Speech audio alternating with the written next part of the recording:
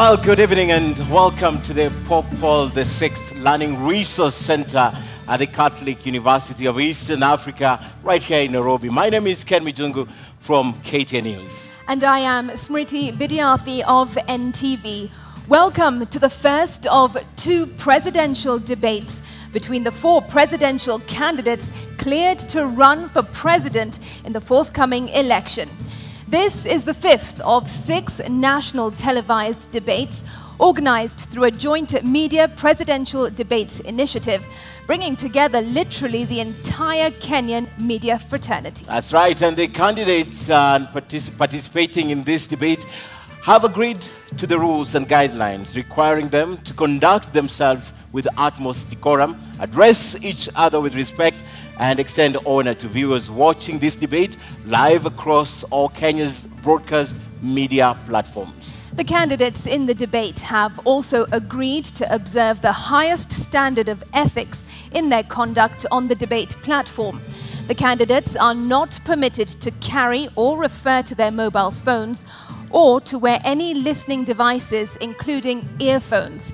A medically recommended hearing aid is exempted from this rule, but luckily we have confirmed that none of the candidates is on a hearing aid. And once again, ethics and guidelines also remind the candidates that they shall not carry to the debate platform any written material, whether books or journals, manifestos or articles, including even handwritten notes. Now, each candidate will have 2 minutes to make an opening statement, 2 minutes to answer a question, and 60 seconds for a rebuttal. The topics have carefully been selected after a thorough assessment of the state of our nation and the sentiments of the regular Kenyan voters in various parts of the country. And in line with the debate rules and best practices, now the questions we shall be asking tonight have not been shared with any of the campaign teams. Neither were they discussed or even formulated in conjunction with anyone. Now the questions are entirely our very own. An invited audience seated right here in the auditorium has also agreed to the debate rules. They have been fully briefed that cheers, jeers, or any other form of noise is not permitted during the debate. We, however, make an exception now as we request the audience to help us warmly welcome Professor George Wajackoyah and Mr. Waihiga to the stage.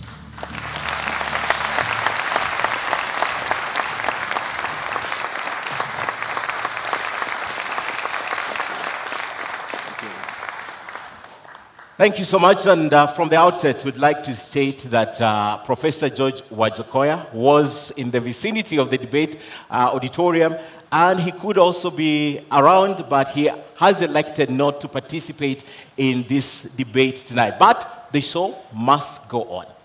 That's right. Welcome, Mr. Waihiga, to this debate. Thank you for honoring your invitation. You have 2 minutes to make your opening statement.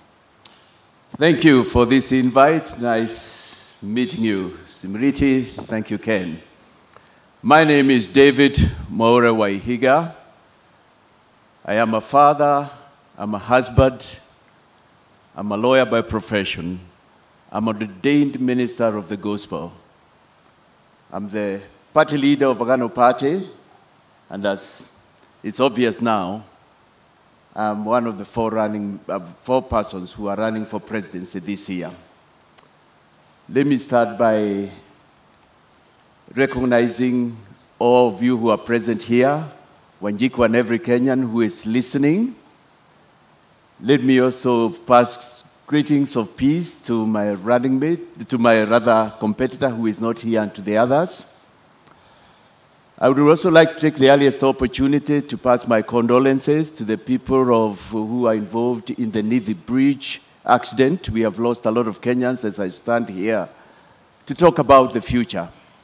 But let me end with the few seconds remaining, and because I'm alone, I hope I will be extended a few seconds, to say that I am here as an anti-corruption crusader. I am here as a friend of the people of Kenya and the people of the universe. I am here as a person, a man of peace. We are at a very defining moment in Kenya. For me, the elections of 9th August are very defining. 59 years after independence, we still have to discuss, we still have to find out what we need to do with this nation going into the future. Because the question begs answers. Why is it that 59 years after independence, Kenyans cannot afford not even a single meal per day? Why is it that 59 years after independence, we have such high cost of living than we have had before? Why is it that 59 years after independence, we have such high level of unemployment? And why, 59 years after independence, are we so indebted than we've never done before? And yet, those we were born together with, those we obtained independence with us, a number of them, and many of them have gone on ahead. And right now, they are first worlds, they are even competing with greater nations. Mr. Waihiga, thank you. Your 2 minutes was up, and we did accord you a few more seconds since you are alone. Why, Mr. Waihiga, does a man of the cloth, a man of God, want to get deeper into politics here in Kenya and be the president of this nation? You know, leadership is part of what, if I go spiritual, God created. And in my faith, the Christian faith, we say all leadership comes from God. And he gives men and women here on earth the determination, the wherewithal to choose who he may lead. But I'm not just a man of cloth. I'm a lawyer by profession and a senior lawyer, senior counsel by virtue of years, with that 9 years to my belt. Not only that, like I have said, I am a person who has lived and watched in this nation, read the history of this nation, read the histories of other nations. And I am here because also the Constitution allows me, I fit the bill to come and run for presidency. But I come again as a new person in this area. This is my second stab at the president, but I have not been there before. But I'm here because I believe the elections of 9th August require a new person, a new bloom, a clean person. We need to change if this nation will go forward. That's why I come in as a man of cloth as well. Mr. Waihiga, the reasons you give tonight, basically every Kenyan would give them. What is unique in your proposition? Why should that be my position? I am tired, like Kenyans are. I am disappointed by the leadership we've had so far. I am also one of those Kenyans who've sat back and watched at the leadership that again wants to come back. A lot of us out there and Kenyans are saying, why do we have to recycle them? I'll tell you what leadership is all about. And because I'm a man of the cloth as well, and the cloth reflects who I am. I'm a little disappointed, and doubly disappointed that my competitor couldn't come in. If he would have come in, he would have come in a durag, because that represents who he is. This represents my inner me. But leadership, if you have occasion to look, and we read books here, the scripture, the man, one of the people I follow much, is one who was known as King David. And it says, when he was the president, the prime minister of the nation of Israel, it's written of him that he shepherded that nation according to integrity of heart and skillfulness of his hands. Leadership is about taking care, providing, making a way. And that's why, as a man of cloth, as a lawyer, and for the first time we have a lawyer as a presidential candidate, it is so defining that a person like me, because if a man of cloth would follow the ways of the scripture and the ways of our constitution, if he would follow the ways that are right and accepted international standards, he would not steal from his people, we would not have the level of scandals we've had in this nation, which I'll talk in a moment. We will not have our development funds, public funds stashed abroad. And this is why we are here.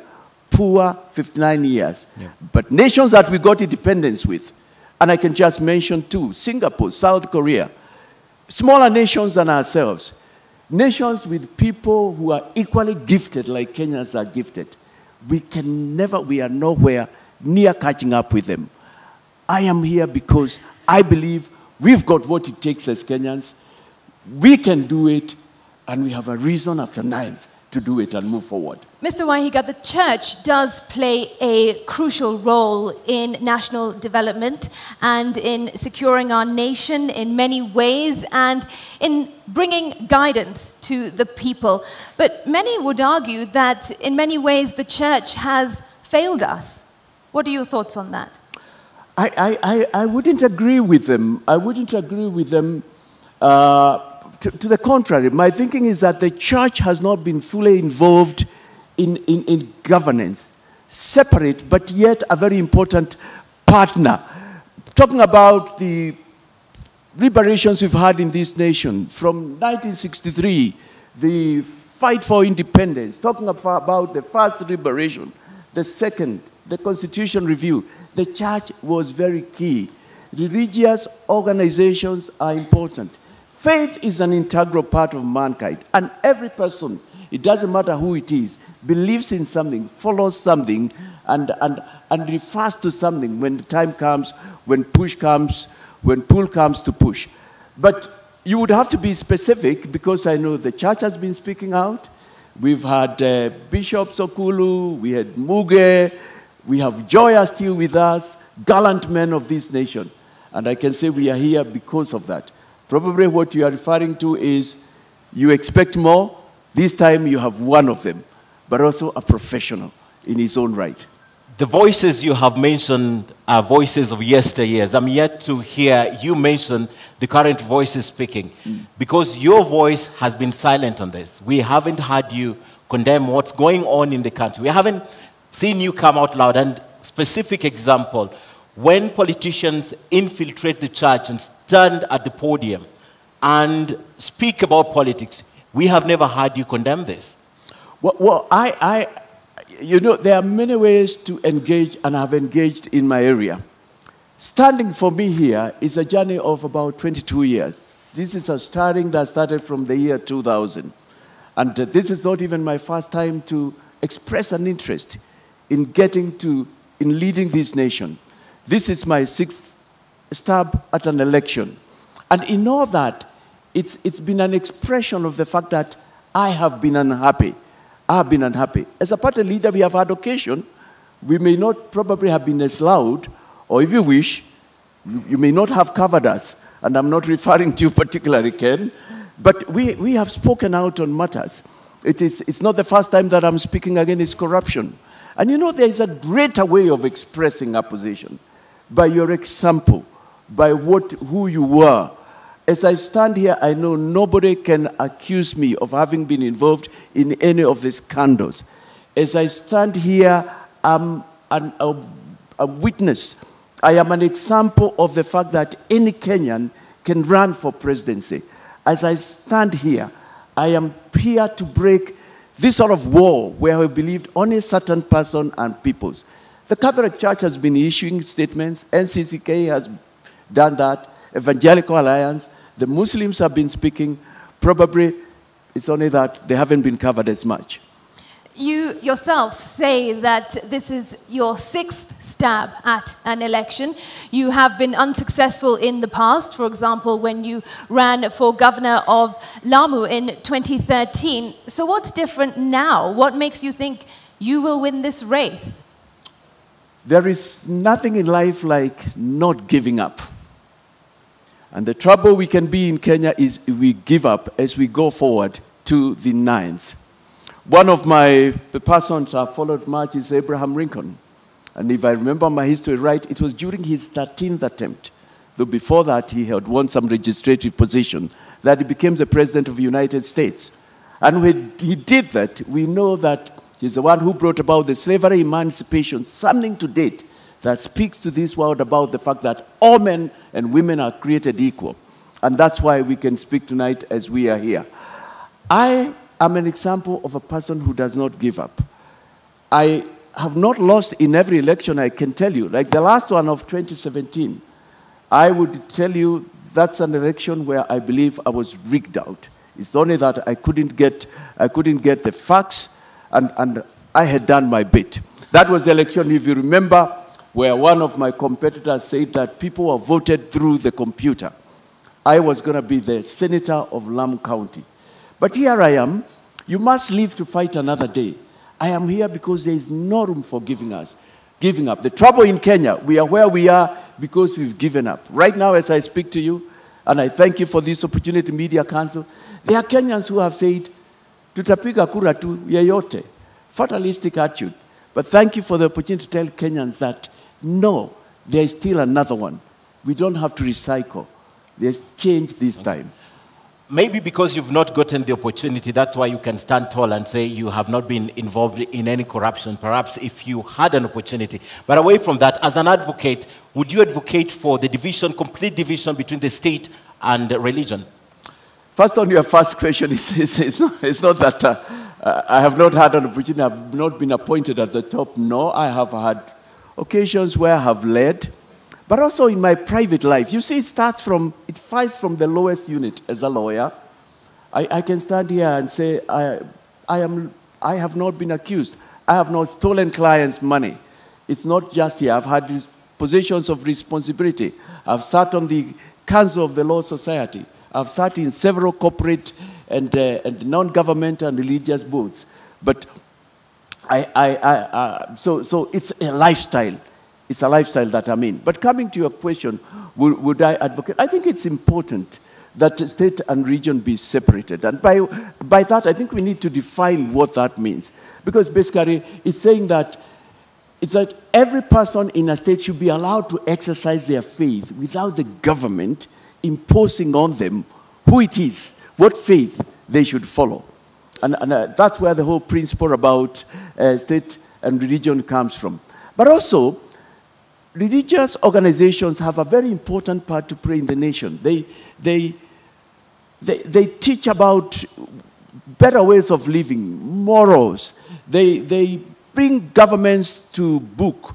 They call out when things are not going right. I do not know of any religion that condones corruption, stealing from the poor, taking money from the sick. You know, I do not know of any religion that talks about fighting, hating your neighbor. I know every religion advocates for the golden rule. Love your neighbor, peace. And they are an important component. And in an Agano government, in a Waihiga government, religious leaders will play a very pivotal role. To the extent I believe, in my government, they'll even sit in cabinet. In my government, when they perform civic duties, which they do, they should even be remunerated because they are helping the government. They are rendering a service. Mr. Maura, the question is, would you want this taken out of the Constitution completely? 32 guarantees this. You're talking to us what exists in the Constitution. Right. What is your view? Would you want it taken off completely, or you still want it to be under the control of the state? Come again. You need to repeat that question. Let me get you right, Ken. The question is, what you're telling us tonight is what is entrenched in the Constitution. Right. My question is, as an advocate, would you want 32(1) to be expunged completely so that it's not guaranteed in the Constitution? No, not at all, not at all. The freedom of worship and the separateness of the state and government, those are key. Standing here as a man of color, I'm probably speaking to a person who thinks, now my faith has no place in future. But standing here in who I am inside is a representation of the fact that I'll take care of everybody. Because my faith says, treat all people equal. Become a person of peace. Share equally. Defend the voiceless. Speak up for those who cannot speak for themselves. And exercise not just equality, but equity for all. That is true religion. And for my faith, the Christian faith, that's what it stands for. Mr. Waihiga, more often than not, we see on television the church being used by politicians, the pulpit being used by politicians for them to play politics. What is your view on this? How are you going to ensure that stops? It's not all churches that do that. First of all, a number of churches have different requirements and order of how they do things. And some of them permit, some do not. It's also important to recognize that in our society and many societies, church is a place where people meet, is a place that brings people together. I think what's important is to define what can be said within a church context building, a church building context, because the church is a place of worship.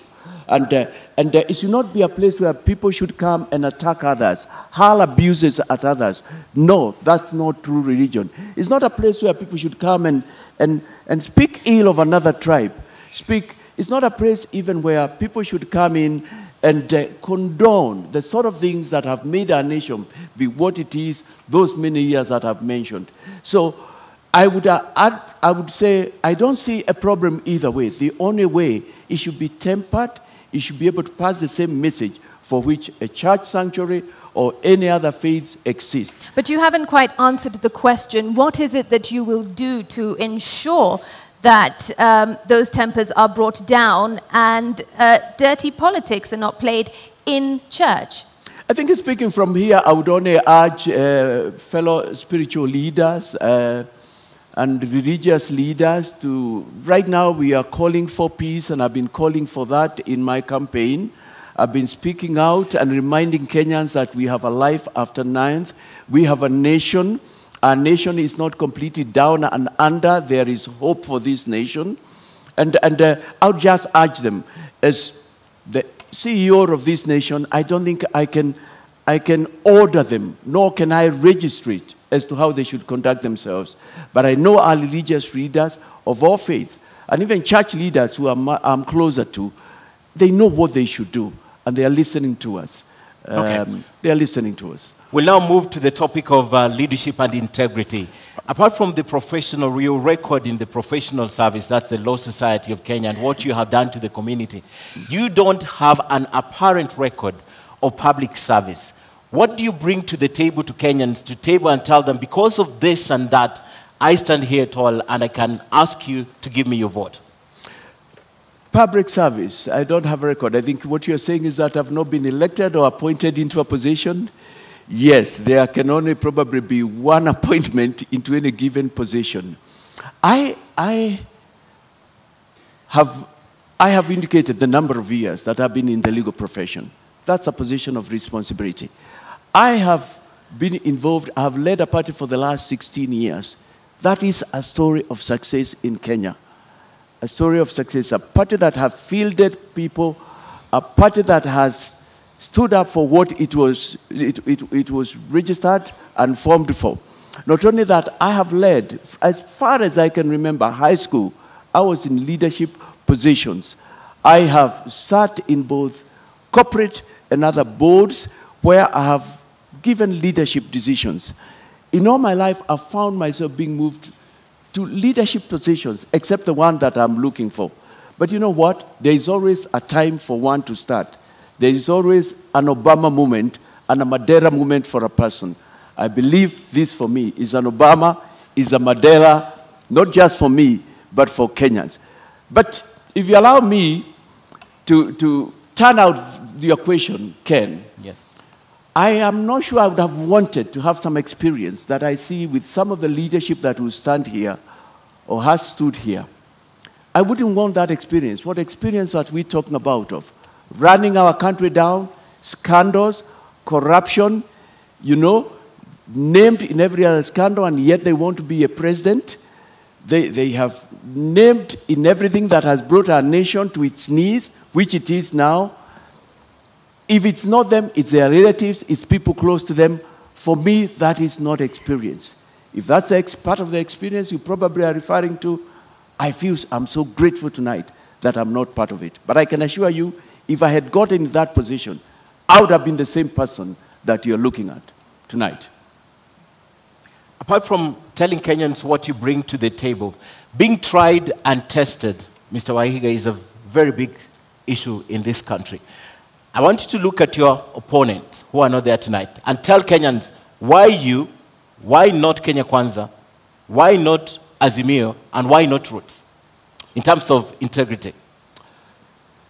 Kenyans, as I said at the beginning, we are at a defining moment. The elections of 9th August are pretty defining for the reasons I said before. High cost of living that we have never had before, high cost of food prices, such high employment as we've never had before, such high debt, foreign debt, not to mention the internal debt that we have. A lot of insecurity because we still have nations peoples in Kenya fighting each other. We have had cases of insecurity. And I'm saying we are all here because the leadership we have had before have abdicated their role as leaders to lead, to shepherd, to take care of, to become good stewards, to steward our wealth and take it where it should be to the development of this nation. I am saying I'm different from them. I've not been part of them. I'm not involved. I'm not part of that. The promises they are giving you are promises that they have given before. We had them in 2017. We had them in 2013. We had them in 1997, in 2007. And the question that you Kenyans, you must be asking like I'm asking, what is the difference now? I even want to go further and say, even for those who it is said they might have decided, looking at the four of us, who can you say has made a difference in your life this far? If so, why are we where we are? Why do we still have money that should have been used in developing our country, stashed in nations abroad, illegally obtained and legally stashed? These are public resources. I'm not talking about personal private money. Why are we here at a time like this? And the Auditor General 4 years back tells us 215 billion Kenya shillings from Eurobond cannot be accounted for. It cannot be traced. It is a mystery. Why are we here before? And the Auditor General Nancy tells us this year that 70 billion Kenya shillings alone has not been used. Why are we here in a year like this when we have that much foreign loan? The Auditor General tells us about 540 billion Kenya shillings is in an accounted expenditure. And yet, this was a government that was supposed to change things. We had hope, but it didn't turn so. I believe the only thing that will move us forward is complete change from the top to the bottom. And what is permanent is only change, as they say. Recycling them will not take us anywhere. That's why this is a very defining election. But you haven't told us why not those candidates. What, for example, would you want to say about these candidates? Well, come again. What would you want to say about these candidates, the other candidates who you're running against for president? Yes, thank you. Thank you for that question. I would like to say they have been there before. One of them has been a deputy president and is still a deputy president of this republic. He is in government.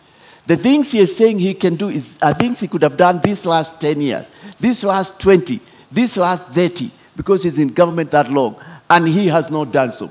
The other one has been a former prime minister. He's been in a coalition, a co-president, if you wish, sharing the government 50-50.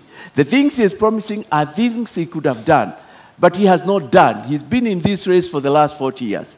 And the other one has been in government also. He's been with the police force, he's been in the intelligentsia, and even right now, I believe he is still in there. And the thing I'm saying is, if you take even these last 10 years, let me just take these last 10 years, where we have a deputy president who wants to run for presidency. This year, my team and I have counted these last 10 years, not less than 22 scandals that have taken place in broad daylight. And those are the ones that have been reported.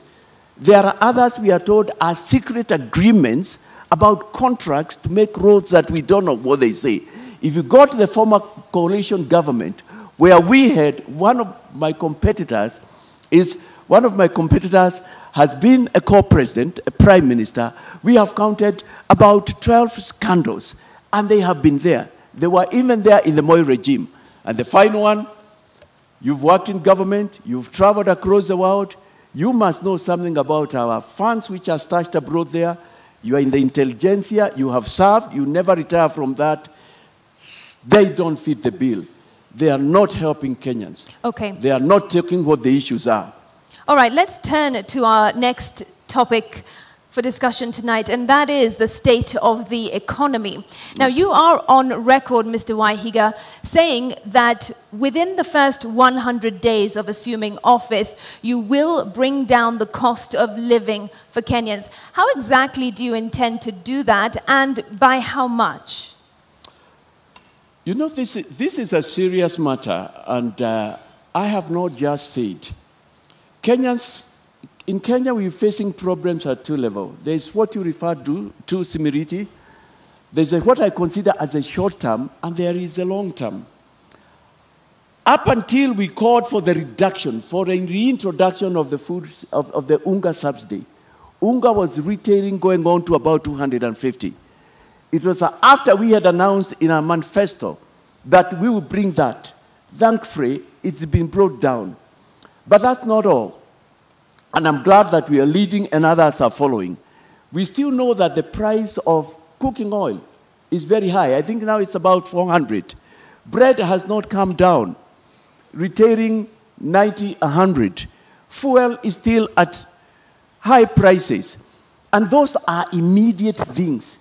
We don't need to wait to restructure our loan, or we don't want to wait, because those are some of the solutions I have had, to plant a kind of plant, probably, and wait for it to be harvested. We don't have to wait, you know, because Kenyans are hungry. They need immediate results. And what I have done, and you'll find that in my manifesto, we sat down with my team of experts and thought, what is the immediate? And our proposals have come in threesome. There was Unga, which has been done. Thank you very much. We thank His Excellency, the President. But in the same measure, we say also other things could have come down. But we have said we shall introduce subsidies into other food products. That's number one. Number two, we have also said that we are going to reduce pay by 50% so that Kenyans can have money they can take home with. And that is something that will benefit about 16, 17 million Kenya shillings. If you are earning about 25,000, you'll be able to take an extra 1,000. If you are earning about 35, 40, that's another 4,000. We have also come and said to spur growth, throw some money into the economy. We shall waive away tax penalties that are accrued after the day we are sworn. All right, and you know, we are looking for ways to put some money in the pocket of Kenyans, something to spur, something to enable them put food on the table. Because as a country, I'm talking to you while we are broke. We are broke as a country. The most we can do is continue borrowing. I'm looking for solutions from within. All right, what can we do now? And you have said that you would reduce pay by 50%, but pay accounts for 25% of Kenya's tax revenue. How then would you meet revenue targets? You know that is not. It's not a problem. And I was going to say that's not the only problem there is in Kenya. If I take away 50%, the amount of pay we get is 460 billion. 460 billion. So 50% will be 230. When I take that money and I put into the pockets of working Kenyans, I tell you as I stand here, it will perform wonders. Kenyans are looking for any extra shilling that they can get. But how do I bridge that gap? We have tried to work around and see what can we do. And those are short-term measures because Kenyans have to survive. Otherwise, they will die, you know. We pay the taxes, the foreign loan we pay is at 1.3 billion.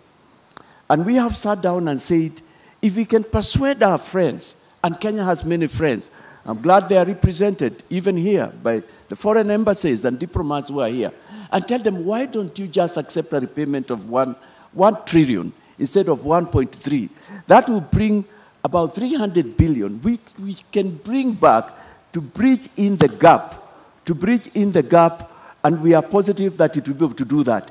But also the 260 billion, that we put in Kenyans' pockets. Kenyans are industrious.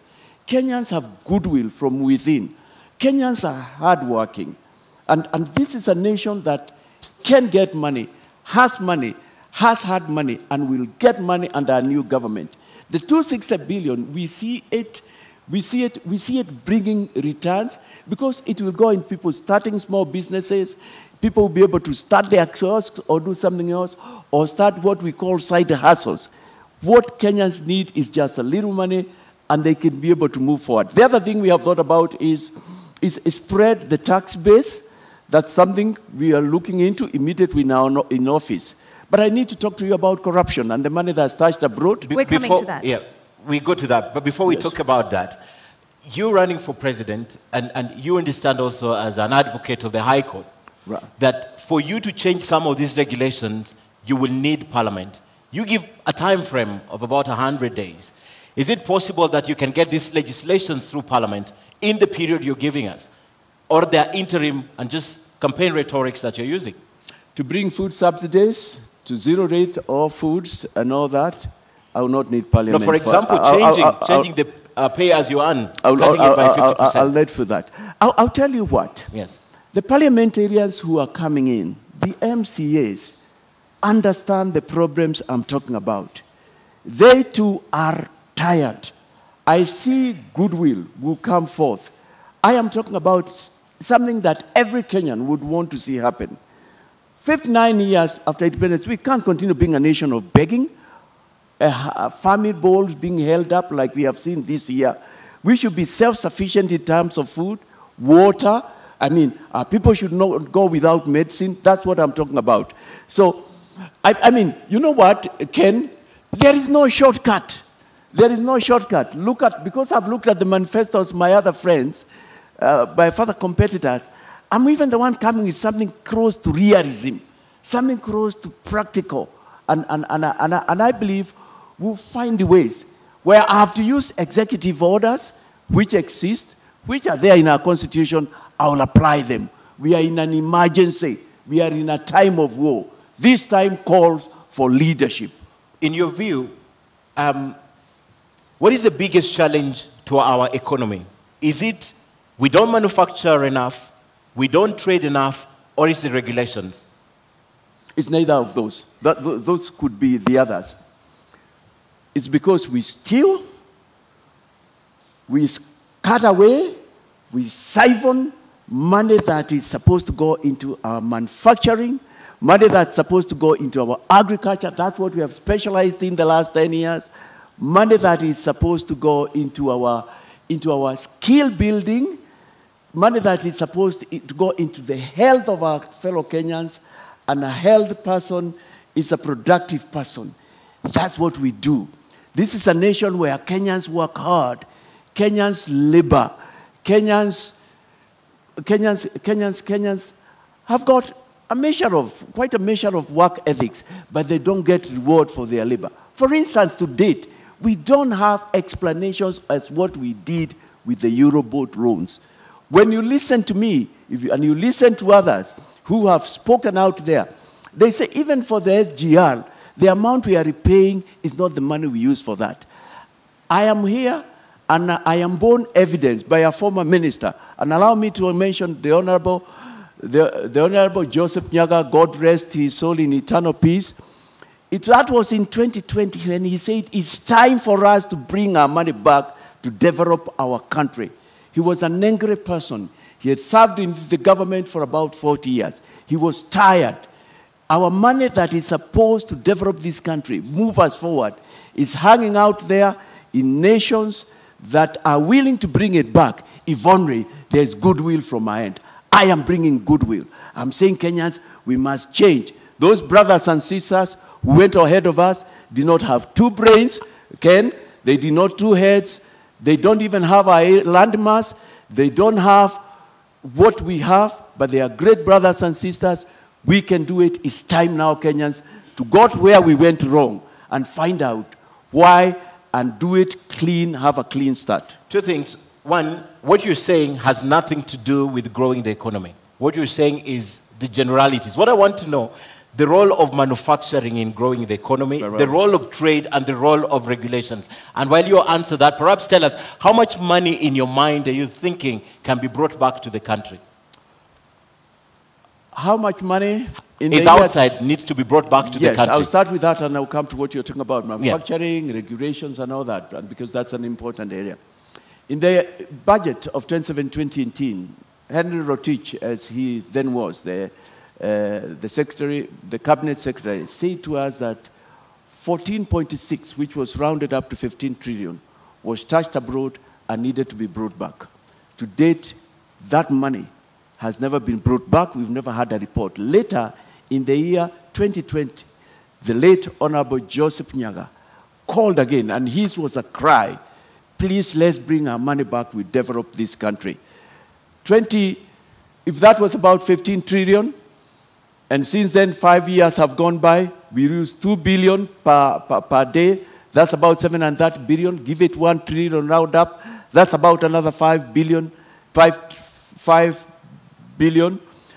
When in my consideration, we have not less than 20 trillion outside the country that can be brought back. And if it is brought back, this country will be turned upside down and turned into a country that we can't tell that it is the same country. On that and point, that's just one area. On that point, Mr. Waihiga, during the deputy presidential debate, your deputy presidential running mate, Ruth, said that you have already written to the United Nations and 15 other countries to start getting this money back into Kenya, and the hope is that if you assume office, the money will be back in Kenya. Have you had any response from these countries? No, I have not heard, and I appreciate that we are in the period of elections, but I'm glad to know that things we've done, for us, our 100 days already started, if you wish, by that effort, and also calling for the Unga subsidy, which was effected. But they are listening. We've got goodwill from out there. We've got great friends from out of Kenya.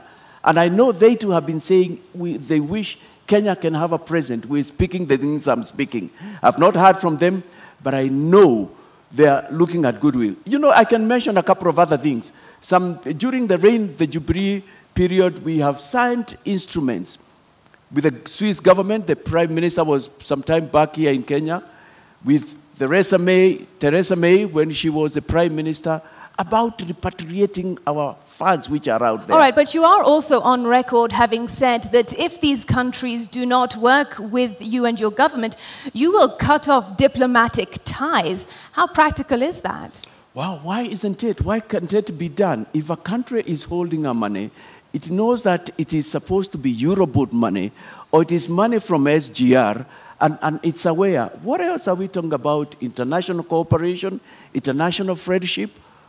How can you refer to a person, and here I mean a nation, as your friend? But what I know is that a lot of countries have been willing to send back our money. It's only that there have been no goodwill with the current leadership, the immediate past, and the leadership that wishes to be recycled. But if they do not, will you cut off diplomatic ties? Everything is on the table. Kenya needs to move forward. There has to be hard measures. But I can tell you, it won't need to get there. There's goodwill out there. There has been a cry. It's the other nations that they have even got a lot of dossier than I have of what has been done in this nation. And this has nothing to do with somebody who has worked hard and earned. It's Kenyan money, some of it which has been given to us from out there, and yet we have not used it carefully. But you also referred me to, yes. Is it about manufacturing regulations? We will get back to that, but this is important.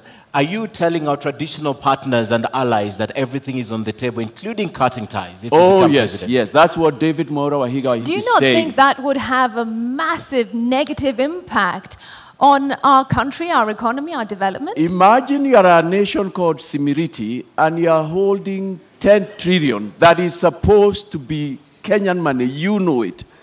What then can we talk about rights, human rights? What more human rights? We are not in a state of war as a nation. Surpasses you are saying, look here, Kenya.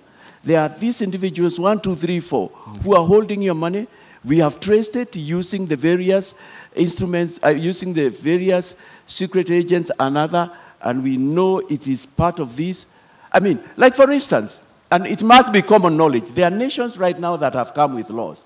If you take money out there, and you are not able to tell who it is appropriated that nation, by that nation, and used for development. Kenyan wealth is being used to develop other nations. It is immoral. It is wrong. You are not a friend of Kenya if you are using Kenyan money to develop your nation. Kenyans are suffering now. They need their money back. Bring our money back is our campaign. whichever country it is, including the US, the United Kingdom, you're telling them tonight, you'll go for them. Oh yes, yes. Yes, everybody. You are holding our money. The nations you have mentioned have brought democracy to us. They have done a lot of good things to us. But you know what? I am telling you, 99% of them have wanted to. What we have missed in this nation is a leadership, is goodwill. It's a leadership says, let's do it. This country will not be the same 5 years down the line. This nation will be a nation where you will want to invest in. This nation has that potential. It's our time. It's our season. That's what I'm saying. I am actually passing a message to them. Take us back to the economy now. Manufacturing, regulations, and trade. Take us back there. Yes. You asked me, could those also be problems? We have to change also in a number of things in the way we do business. Granted, one could argue and say 65, maybe 70 of our regulations are good, but we can improve on them. Corruption has been a big problem. Bureaucracy has been the other problem. Very high taxation, particularly the corporate tax, has been a problem in Kenya. We've got to think twice. Yes, of course, I mentioned the key one has been corruption. I was there and I was grown up. I was working in the year 2002 when we got in the Kibaki regime. And I am aware, and I got it from people who knew, how nations come to Kenya. Because within the first 4 months, there was such active effort to get corruption out of our streets and what we were doing. And they wanted to invest.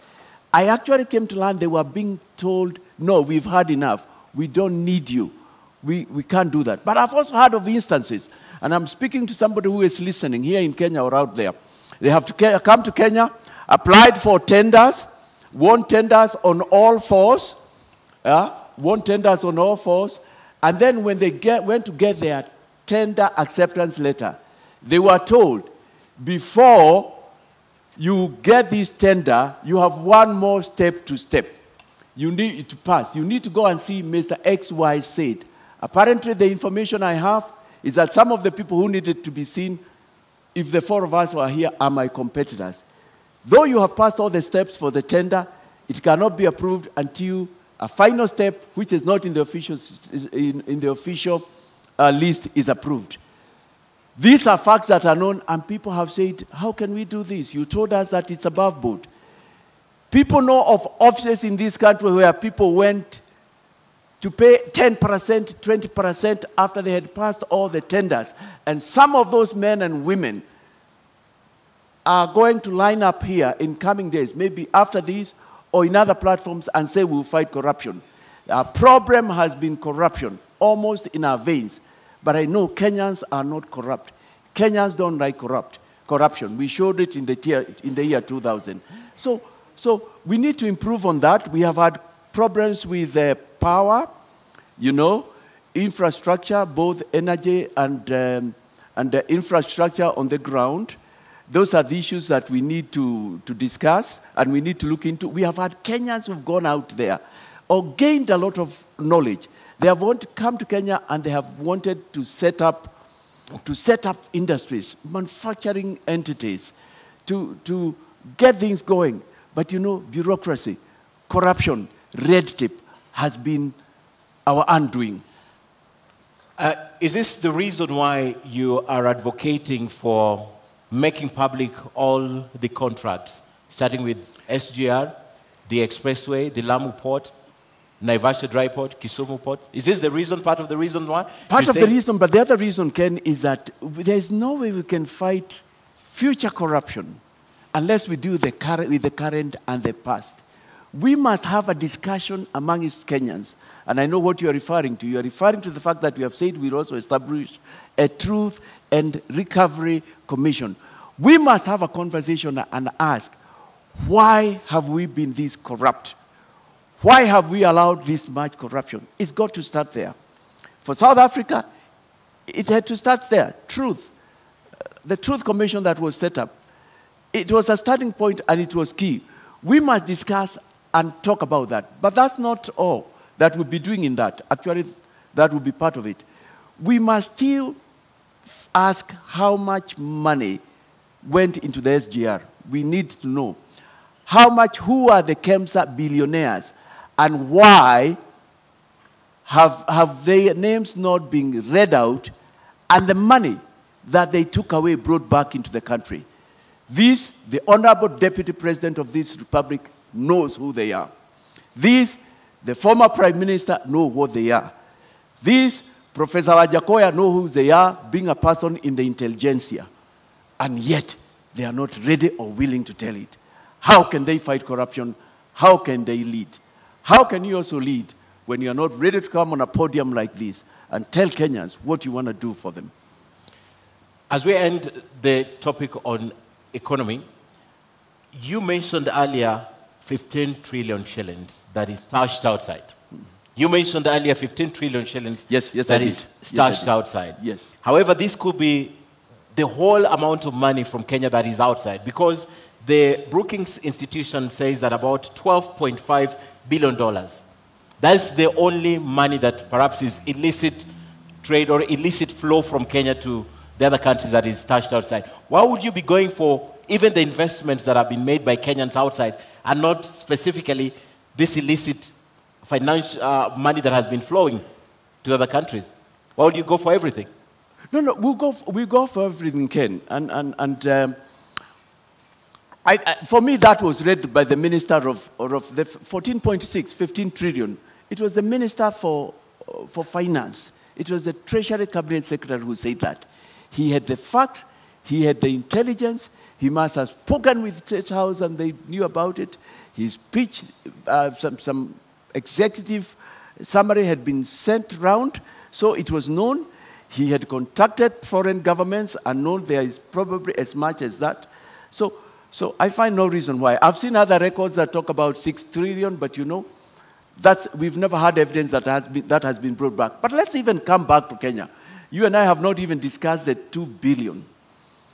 The 2 billion, which adds to 730 billion per year. I'll round it up to call it 1 trillion. That's what we lose per year. So if that is what we have lost per year, these last 5 years, that is 5 trillion. During the last 5 years, if everything worked that way, that was another 5 trillion, if my maths work right. What we are saying, even with the 2 billion, we could have paid the 8.2 trillion Kenya shillings. We could have done that from the 2 billion without going for anything out there, and yet we still need to go out there. I mean, this matter of corruption, siphoning public money, and what we've been doing has been our undoing. No country can develop with corruption. And with the level of corruption that we have had in this nation, no wonder we are still begging and our people are going hungry. I've just given the 2 billion. And for us, within Agano Party and with our experts, the 2 billion for us, we say is not even, can't even be a correct figure. The 2 billion, Mr. Maura, the 2 billion from the Institute of Economic Affairs is not necessarily lost. It's been diverted to other uses. So if education was allocated 600 billion, perhaps they took a portion of it to another use, not necessarily lost. So when you do that sum totality, could you just be misleading us? Because this money was allocated to something and probably just diverted to another use and not the intended purpose. That's why we lack classrooms, for example. The president of our nation did not lie. He said 2 billion is lost. 2 billion. 2 Do you billion believe does the president not, now? 2 billion does not get into the economy. And later he was heard to say in matters corruption, I mean, he had tried his best. The word he used was his hands were tied. But the Institute of Economic Affairs says this money is not necessarily lost. It goes to other purposes. I mean, but why can't we see the effect? Why do we have such high cost of living? Why have Kenyans been going hungry? What are these other things? What has the Institute said? For me, I would say it's gone into people's pockets. For me, I would say part of that money would be on its way to some countries. I mean, the whole area of our financial fidelity, our being the shepherd I referred to, our doing what our brothers did. You see, from the word go, Singapore took such a firm and a stand position, the President Lee Kuan-yew, concerning matters corruption. And I submit to us that that nation would not have been where it is if he had done so. No nation can develop with corruption. Rwanda has come up just lately, and look at what our brother is doing over there. I mean, phenomenal similarity. I need to emphasize that. Okay. Just recently, it's not even 1963. Give Rwanda another 5 years. Botswana, they also fought corruption. Right, you cannot move forward with corruption. Let's just come back to here. And you spoke about Kenya needing to be self-sufficient. We need to be a food-secure nation. There is a very close link between food security and climate change. We are seeing droughts. Millions of people are starving in our country, yet your manifesto speaks very little to climate change. What mitigation and adaptation measures is your government going to put in place to cushion Kenyans against climate shocks?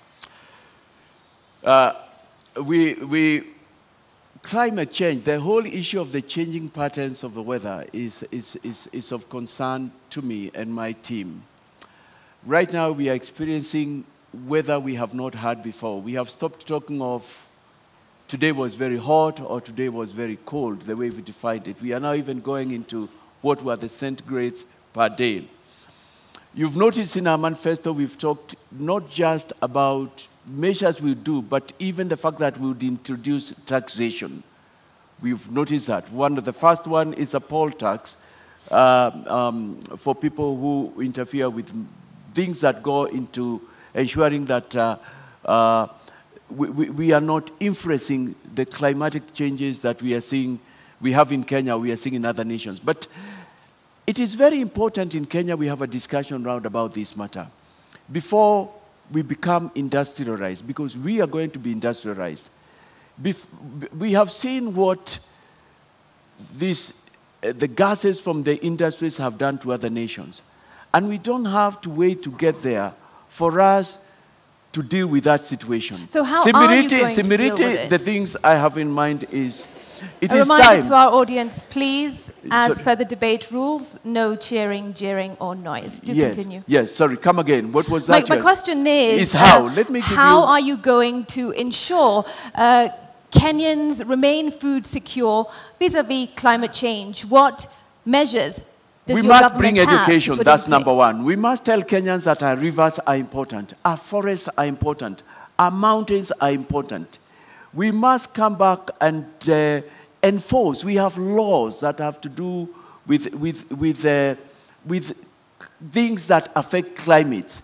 But right now, you know, we have cut down about half the trees in Kenya. We must find ways of preserving our water. Kenya is very watered, but all the water goes to the ocean. We must come back even to a city like Nairobi and ask, why did we allow this building to be built next to a river? We must go to sources of water. Sources of water have been grabbed, and next to them, as much as developers can get, built houses. We must get to a point where we say, if something was done irregularly, it needs to be pulled down.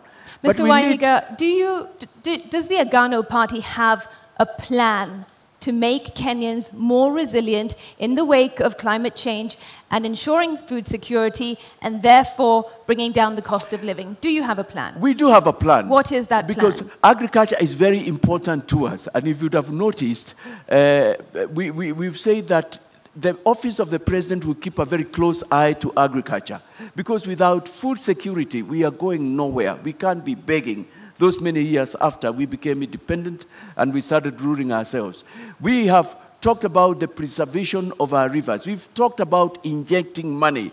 We've talked about bringing subsidies that enable farmers to produce fertilizer. We've talked about that. We've talked about exploring markets. We've talked about getting Kenya to where it was in terms of agriculture. You know what? We are not short of studies. We are not short of, as a nation, of projects that have come into being. Gallara would have been, is a case study. It's a case study.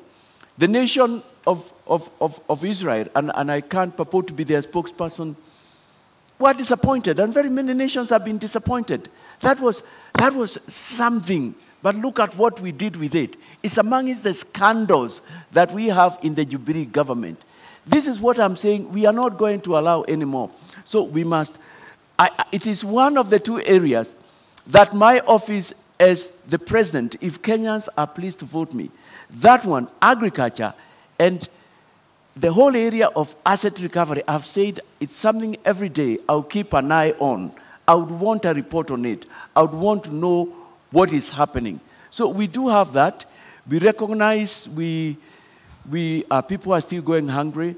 We want to recover our riparian lands. We want to bring education from the lowest grade on all these matters. We want to bring sensitization. And Kenyans are all very open-minded. They are tired. They want a change. They want to move forward. Okay, and just before we move on to the next topic, let me just circle back to my first question under this topic of the economy. I asked how you intend to bring down the cost of living within the first 100 days, but I also asked by how much? What can Kenyans expect from you? How much do you intend to bring down the cost of living? I think that the most I can talk of is by what I will do. It's by what I will do. So you don't have an answer to that? It's what I will do. I believe as a nation now that even our annual budget should not be 3 trillion. If we did things right, if we preserved our public funds, if we put them to the use they should, our annual budget should be going up to 10, 20 trillions instead of 3 trillion. If we had done things right, we should not be, and we are not unthankful, we are thankful, just rejoicing that we have got 22 kilometers expressway. This nation will be full of expressway, hundreds of miles. So I am really talking of, if I can give an estimate from here, I can't remember what we have said, bringing the cost of living. I tell you what, even if out of my 20, 30 trillion Kenya shillings, which I believe is both out there and wasted, we got 10 trillion. This nation will be flipped upside down. I read something this week in one of the dailies. It was in the Nation newspaper. Let me give credit to an our report. And they said that the current road network, which we understand infrastructure, 11,000 kilometers, that's what we built. We built it with 1.5 trillion. Look at what 1.5 trillion can do. What if you have 10? What if you have 15? What if you have 20? Kenyans, I'm asking you to take a journey with me. Visualize, close your eye, and see a nation 59 years, what it should have been. The other nations we talk about, as I look at you, New York, London, Singapore would be looking up to Kenya. Okay. That's what I want to make Kenya to be. Okay, and we can't end this topic before we talk about employment. It's a huge issue in the country right now, and a number of Kenyans are not employed, particularly those leaving school who are looking for jobs, and even the adult population. Some of them even above 40 years are not employed. And it said statistics also show that about 63% of Kenyans tonight will go to bed without a meal on the table. What is your plan for this group of people if you are elected president to create employment to this country? We've had promises of 1 million jobs a year, 800,000 jobs. What is the Agano plan for this? Might I interject and ask also, how will you create more jobs in the formal sector? Yes. We have looked at that issue. It's close to our hearts. I feel you, I feel Kenyans, because things are bad out there. Things are real bad. We have said in our manifesto that we will endeavor to create employment at all levels. With the 2010 Constitution, we went devolvement. And one of the things we have said in our manifesto that when we bring our funds back, when we stop the siphoning, the 2 billion, when we arrest those people who have made it impossible for the government or the president to move forward, we will give from the national office 40% to the devolved units. And we have said out of that, that is far above even what, but that's above the 35 that BBI was promising. That even beyond that, we want to ensure that 50 million at least goes to the lowest unit of development, which is the village council. And there are people who would say, how would that happen? And what benefit will it have? For us, we devolved money. Unfortunately, we also devolved corruption, but we never devolved decision-making. We are interested, we want Kenyans to decide what they want to do from the lowest unit, the mtaa, the village, the nyumba kumi. And why is this important? Because some part of the job creation will come from there. It is there they will decide we need a road to this area, we need to make a cattle dip if there are areas without. Is there they will decide that we need to have this milk processing. And out there, there are so many youth. It is down at that level where they know their needs are. So that is one way that we'll be able to do that. Secondly, we will be injecting money. I think the picture I would like to bring out to all Kenyans and those listening is, I am not just proposing things we'll do, but I am saying in my government we will have money, and that the money is somewhere. If the money we are talking about comes, we have talked about how we should be able even to give to the youth, to give to the workers, not less than 500 billion Kenya shillings. Because assume that money comes back, or even half of it, or even a quarter of it. Look at the wonders it can do. We've also talked about skills as being important. People need skills.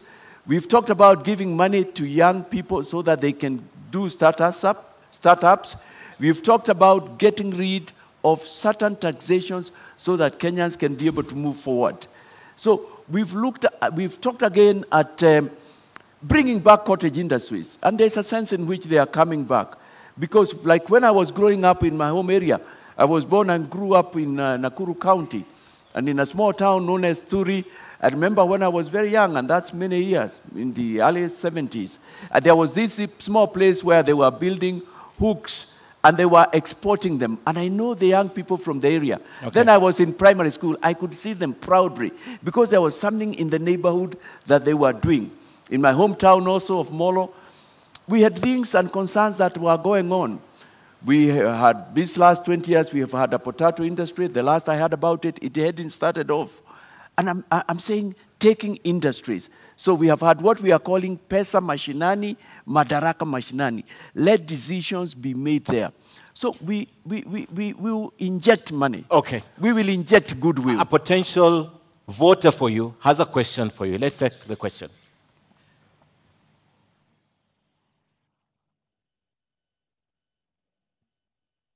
My name is James Mwania, working in Nairobi. And this is my question to all candidates. How will your government support institutions that promote police reforms and professionalism within the police service, so that we don't have cases of police brutality and the cases of extrajudicial killings? Do I go ahead? Yes. We will be a government of the rule of law. And I need to say that among the other things that have brought us down is impunity. And impunity is disregard of the law. Impunity is a situation where those who are in power are not brought into book. They seem to be above the law. And it's not like we don't have institutions. We will strengthen judiciary. We will strengthen our investigative units. We will pay them well. We've talked about that. We have, in our manifesto, we have talked about 12 covenants, and one of them is covenants with men and women in uniform. We will give them modern machinery. We will get them we will give them freedom to make decisions, you know, in the sense there will be no interference. We will strengthen the offices and other agencies, EACC, that deal with anti-corruption, asset recovery. So And in matters extrajudicial killing, will bring back the rule of law. It's because of impunity. You know, corruption comes with a lot of things. It comes with all those evils and ills. And we have seen a judiciary that's willing. We will give money into it so that it can have courts into every county, which has been one of its desires. I'm saying, when we are a nation with money, when we are a nation, the sky is the limit to what we can do. But also when there is goodwill, which is what I'll be bringing from where I am, we should be able to stop all that extrajudicial killing, bring to book, indeed, even revisit those which have not been adjudged to date. And I'm grateful this week we saw the court just do something in the right direction, because we can't continue doing this. It's part of impunity, which my government will deal with. All right. There's also a second question for you, Mr. Maura.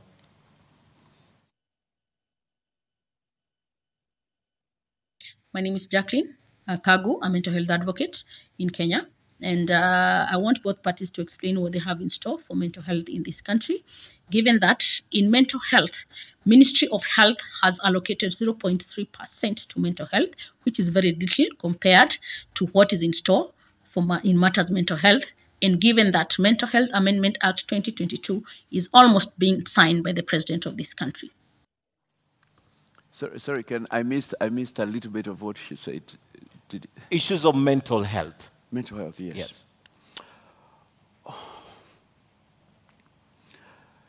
We can't ignore that mental health is here with us. It's with our brothers, it's with our sisters. It's with people very close to us. And that's why I think the suggestion, one of the reasons, the suggestion to introduce, to regularize the growing of bang in our nation, that's why I'm opposed to that. And I know you'll be asking more about that question. Mental health is horrible. I personally have had people close to me who have suffered from that. And we need to start tackling that. We need to come up. We have said a lot about in our covenant, Agano na Wakenya kuhusu afya, concerning health. In our hospitals, this is something we will want to give a lot of attention to. Number one, we need to start tracing it from as early as primary school, if not high school, because one of the problems we've had is ignoring that mental health is real and it exists. Number two, we need to come up with what other countries have done. And other countries have come with means and ways and means, where there are even lines where you can call because you feel like taking your life the next 1 minute, and you get a counselor ready waiting for you. We need to come up with places that the government has oversight over. Right now, I'm not sure, I can't say 100% that the government has oversight over rehabilitation. I was checking the other day and it was not clear to me who licenses or how they should be licensed. I mean, and right now it's at very high level with the problems that we have to come. We will give enough money to our health sector. We've talked about at least a 5-level hospital in every county. And in it, we will demand that there be established a Department of Mental Health. How much is enough money? You know what we've been saying? We have 12 covenants with Kenyans. And we are saying to them, you know what? Before the end of our first year, we saw ourselves getting not less than 12 trillion back into this nation, more. And we have gone as much as saying, we are saying no to corruption, bring our money back, and we have even been had to say 1 trillion for every economic sector in Kenya. If we are not able to give 1 trillion, we are talking about half trillion. We have money in this nation. This is a wealthy nation. Okay. That's why we're able to lose 2 billion and we can't notice it. That's why 215 billion euro board is unaccounted for. It's nowhere. And nobody, the moment Auditor General Uko left, and after a few months, it's a forgotten business. It's not forgotten. We want to know where the Eurobond money went to. All right, at this point, I would like to shift focus to our next topic, and that is on the issue of education. if you assume office in the next few weeks, perhaps, your biggest headache in the education sector will be as early as January, when 2.5 million students will have to transition into secondary school. How are you going to address this crisis of congestion? Because already secondary schools are congested. I know I will not be the first one to address it. I know there are studies, there are recommendations which have not been able to go into them. But first of all, we have talked about the fact that we introduce free education from Kenyans from the lowest unit to the highest unit. And remember, my government is different from the other. We are saying we will have the money because we are going for the money where it is. Free education, basic education, is in the Constitution. It's enshrined. Yes, but primary it's not and secondary. There. Are you saying that you are also going to give university students free education? We are talking also of university students. It's from the lowest to the highest. And that's something apparently I have found almost every... How are you going to fund that if already our education sector is in a crisis? I am the only candidate who has a solution to where we'll get money to fund our economic. I am the only one. Look at my proposals. I'm the other one who is going for the juggler. And I'm not just that, I am saying we'll go even for the big fish. It doesn't matter who you are. If we have an abacha in this nation, we'll get money from that abacha. That's what we are saying. We are so serious on this matter. But to come back to your question, education is a problem at many levels. We've talked of free education. We've talked about consultation. Right now we have the CBC, and we know what a problem it is. And we will sit down with the stakeholders. We will consult.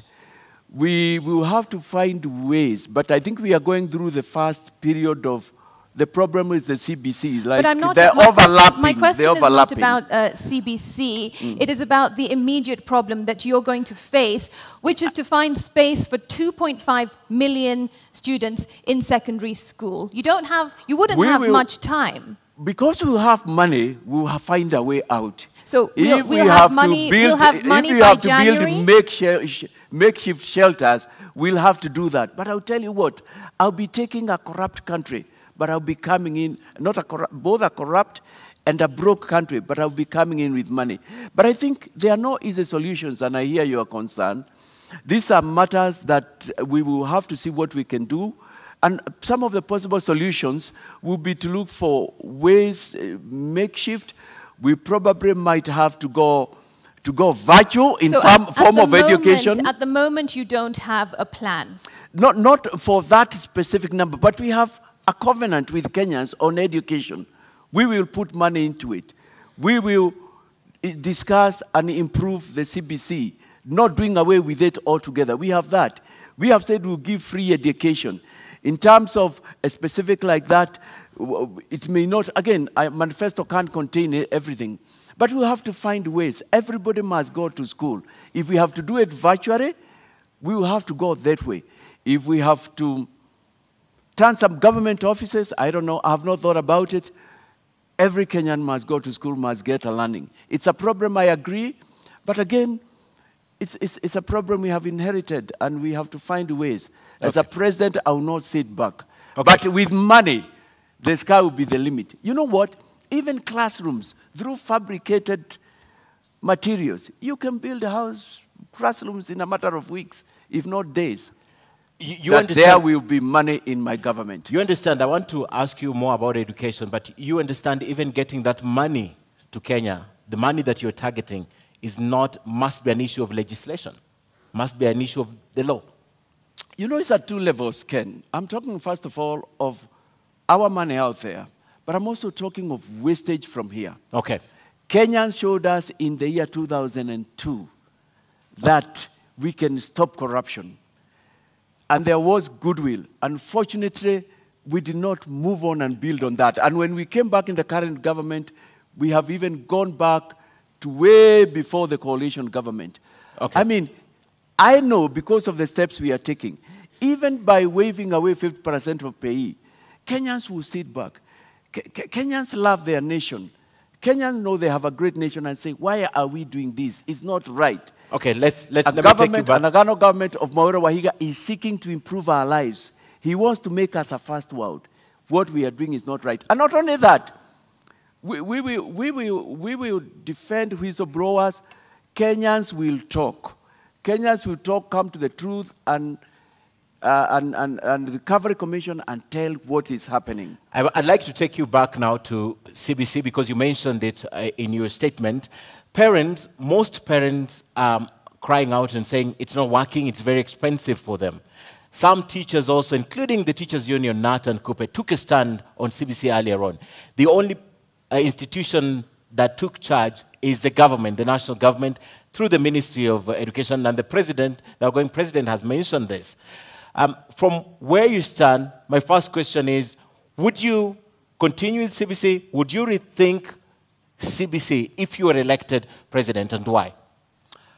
I would rethink CBC in the sense with a view to improving it. I have met parents as well, and I have family members who've got children who are in primary school.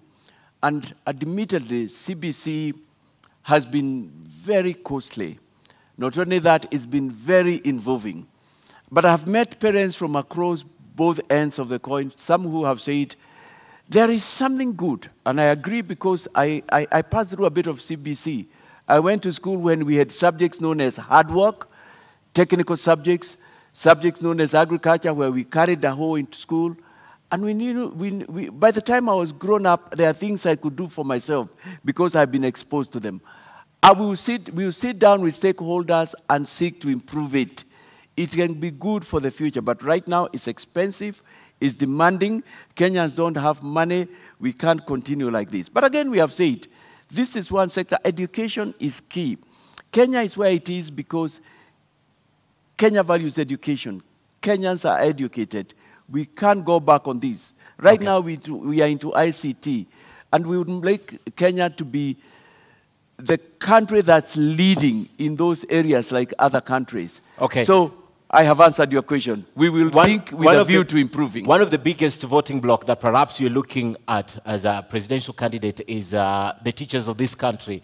And the teachers of this country have had a very bad run, according to them, with the government, the outgoing government. And they're wondering today, would you guarantee their interests if you were elected president? And would you put NAT back, for example, to where it was probably 10 years ago? Oh yeah. We have spoken about education. We've talked about increasing salaries to the men and women in uniform. We've talked about the welfare of the men and women in healthcare. I mean, part of the money that should have gone to meet the needs of these people, and they are very critical. I would want Kenyans to be proud to be teachers, to be educators like in other nations. I feel proud when I go home and I meet Mr. Opondo, who is now going to almost 100 years. I haven't seen him in quite a while, who was my primary school teacher, and he is still there. He made me who I am. I feel very proud to walk around and meet policemen who are doing a good day's job, but they are not paid well. They are housing and so on. I am proud with the little security I've granted to meet young men who love their country, who are doing their job, who want to move forward. I'll take care of their welfare because I will have the money. All right, we are almost out of time, but I want to bring a question to you about an issue related to health. If you assumed office in August and a few weeks later it was declared that monkeypox was in Kenya, monkeypox has been declared a global health emergency. What plans would you have in place to address this health crisis? And bear in mind, monkeypox would have come just a few days or weeks after you came into this office. Therefore, you wouldn't have had time to get that money from abroad that you keep referring to. I think the first thing I would like to say with pleasure is that there will be no monkeypox billionaires in my government. And secondly, I'm waiting if the president doesn't do it before I come into power, just like he did with Unga, and I'm thankful up to be the president who will announce, and not just announce who the KEMSA billionaires are, but get the money back from them. I appreciate it will not be easy, and it has been said it will not be easy. I will seek to work with everybody. I will seek to work with our friends in Kenya and outside, with the various agencies. We've got trained doctors. We have got, we have Kenyans who listen and want to do what is right, so that I believe there are measures we'll be able to take that can prevent it escalating. But when it comes as an emergency, we have no choice. You have to get to the consolidated fund and elsewhere in the exchequer where we can get money and put it into that, because lives of Kenyans matter. We'll also be careful about who does what, who sources what drugs, who brings what drugs, because that's where we got the KEMSA billionaires. To date, none of my competitors, while they know, wish to tell us who they are. So does your party have a plan to address a health crisis? We have talked about increasing our hospitals. We've talked about taking care of the welfare of the doctors and the health workers. We've talked about, actually we have talked about something very unique. Just like we have a teachers' commission, we have talked about bringing back something that the health workers have been asking for, a health commission, which nobody has wanted to. Because it's important. We can't succeed on this war without involving them. They are the machinani of the health. Before we so close, let me ask again, does your party have a plan to avert a health crisis? We will just have to work with what we have. So we will call upon friends. I mean, I am not in government. I'm not like the Deputy President or the Right Honorable, who are both in government in one form or another. I mean, we'll just have to work with what we are. We will call upon friends, our neighbors. We will call upon all doctors. It will be a crisis. And we will ask Kenyans, this is where we are. We'll be transparent. And the international community we've seen it come to the aid of various nations. Kenya is a friend of many nations. Okay. We will get help. We'll cross that bridge when we get to it. Mr. David Waihiga Maure, thank you so much for coming to the debate tonight. Thank you. You have now 2 minutes to make your closing remarks. Kenyans, you have heard me. I am told a number of you have already decided on who to vote for. But the question I want to ask, have those that you want to vote for made a difference in your life? I have told you the reasons why we are where we are. And yet those others, or my competitors, some who don't even want to come here and give you a minute of their time to tell you what they are talking about, to allow themselves to be interrogated, are saying they'll make a difference. Can they make that difference? I am saying to you, and don't you feel with me, that we are here because we have recycled leaders, and we are at a point where to move forward, we need to break some glass ceiling. I am telling you, I'm the real deal. There comes a time when hard decisions have to be made. Yes, I'm not part of them, and I've not been part of them. I'll come like the biblical David, of whom, as I said earlier, it's written, he shepherded Israel by the integrity of his heart and the skillfulness of his hands. I want to be that leader. I'm the real deal. Mimi ndiye nitabadilisha Kenya kabisa. Naomba kura zenyu. Thank you very much, Mr. Waihiga.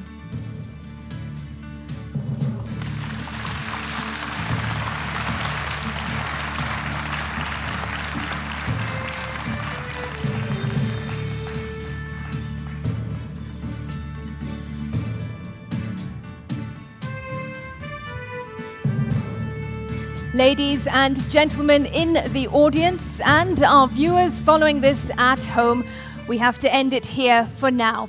Our appreciation to Mr. David Waihiga of the Agano Party for honoring voters with this duty to a public televised national debate. Well, it was an interview. We thank you again. And of course, it's not the end. The second presidential debate kicks off at 8 p.m. live from this same platform with my colleagues Yvonne Okwara of Citizen TV and Eric Latif of Spice FM and KTN News. We thank you for watching. My name is Ken Mijungu of KTN News. And I am Smriti Vidyarthi of NTV. Good night.